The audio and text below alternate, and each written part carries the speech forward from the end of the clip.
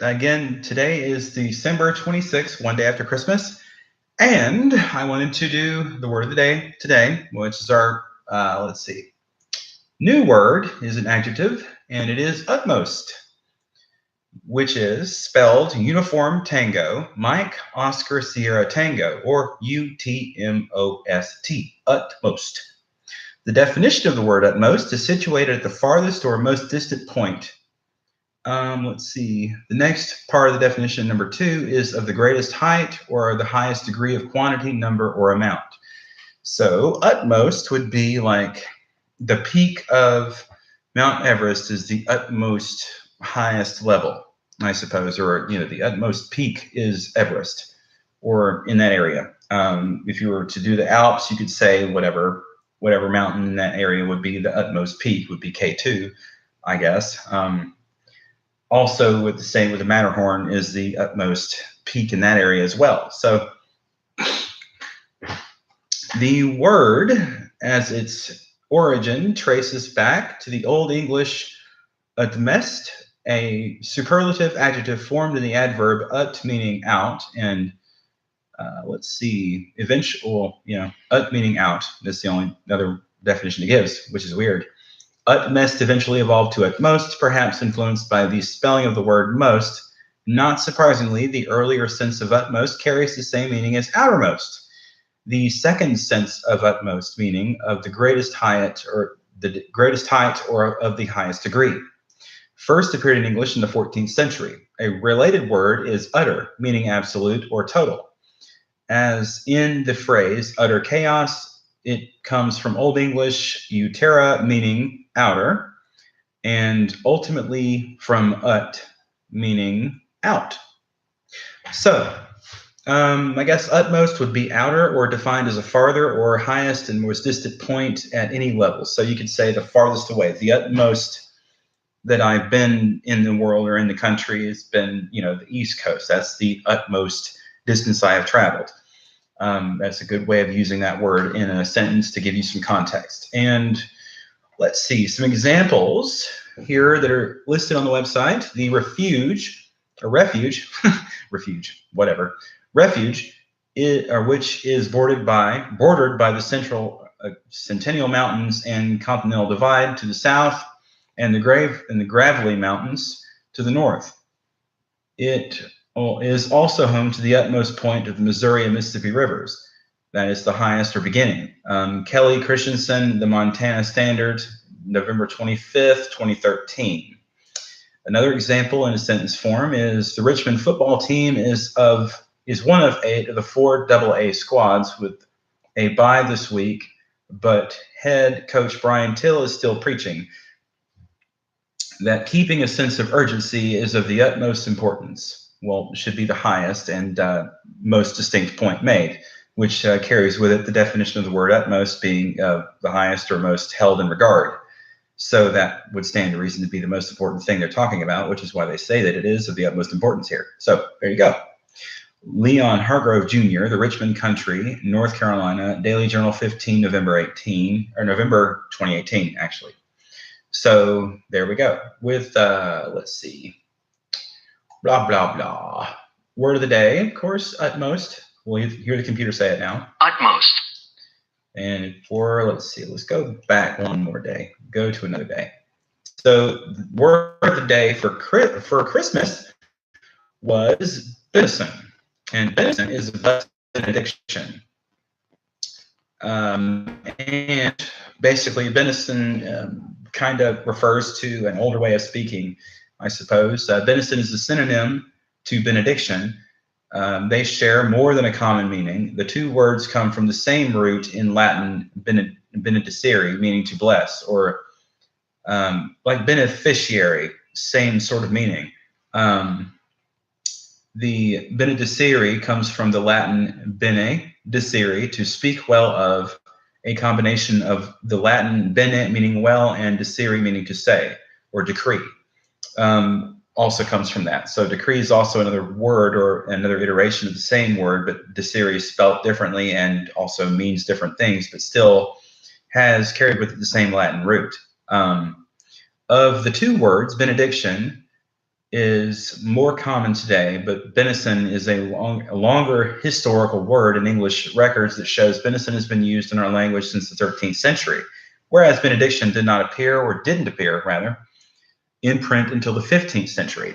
So, some examples on the word of the day that we missed on Christmas Day, and probably since, earlier last week since I've been working so long, we're going to go into the examples. I offer my thanks for the little things and the big things, everyday benisons and once in a blue moon moments of grace. Quoted from a line tagged by Katie Shardy. I guess that's how you say her name. Is Sierra Charlie Hotel Alpha Romeo Delta. I guess that's an L, Lima. So yeah, Shardle. No, it might be an I. Shardy. So yeah, India instead of Lima. The Tallahassee, Florida Democrat, 17 November 2017, where it was the first example. The second is a quoted line from "In the second half of the second act, the show shrinks and darkens as Hamilton's life does. The last long, describing 50-year widowhood of Eliza, gives an unexpected benison." Richard Brookshire from the National Review on 6 April 2015. So I guess that's a loose use for the word benison, an unexpected gift. So yeah, same sort of structure there for their explanation.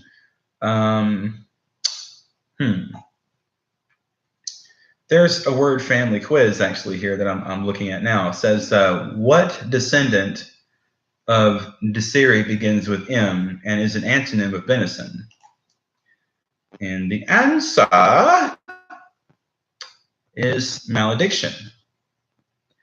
Let's see. The definition of malediction is curse or execration. There we go. Malediction. Malediction, yes. Let's see.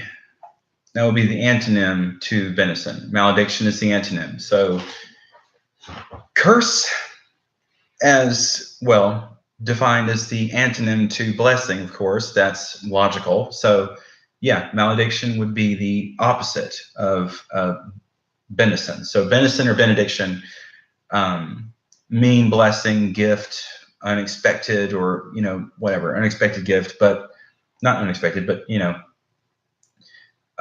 held in the highest regard in that definition. So malediction is the antonym. So we're going to look. Let's see. There we go. So here's an example of the word malediction used in a sentence. The two old women began casting aspersions and heaping maledictions upon one another. So that's pretty much kind of like another word to use. Aspersions would be casting aspersions, I suppose, if you take that out. Began shouting ill intent and lots of disgusting things upon one another. You can use those words in place of that. So I would say casting aspersions and maledictions.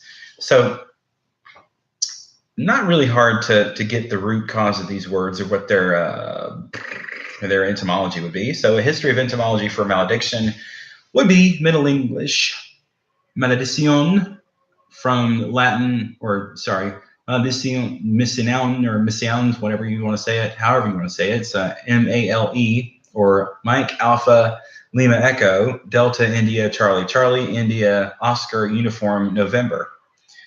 Let's see, from Latin or late Latin malediction to maledicto from maledicere, to curse from Latin to speak evil of, from a male badly, plus dicere to speak, say, or whatever, so male or mal would be bad, or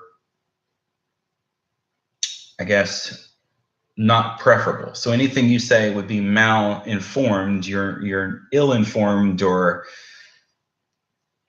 mal-educated, sort of in that I guess in that use, I suppose. I'm kind of stumbling here, but really I'm not stumbling. I'm just trying to find a way to explain this word better. So the English or Merriam-Webster since 1828 doesn't do a very good job of expanding into etymology, but the history of etymology for malediction does come from Latin roots, and it is combination of different things. So malediction or malediction, when you drop the E, you get the proper word mal, which means deficient or wrong or bad, or sickly.